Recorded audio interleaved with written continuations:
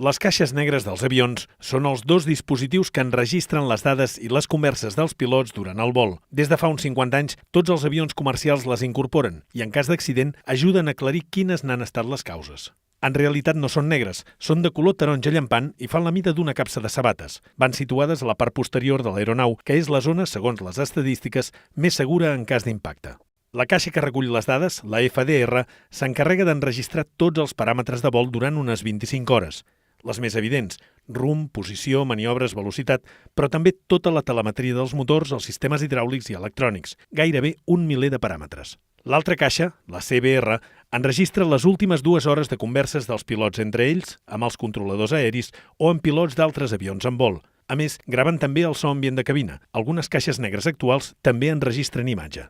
Les caixes, absolutament hermètiques i indeformables, estan construïdes amb titani i acer inoxidable i han de poder suportar temperatures de fins a 1.100 graus durant 60 minuts, impactes a més de 500 km per hora o poder resistir un mínim de 30 dies submergides a 6.000 metres de fondària. Incorporen també una radiobalisa submarina que s'activa just en el moment de l'impacte i emet un senyal intermitent detectable pels sonars durant un mínim de 30 dies i fins que s'esgotin les bateries. Aquest sol ser el temps màxim de què disposen els equips de rescat en els casos de localitzacions complexes.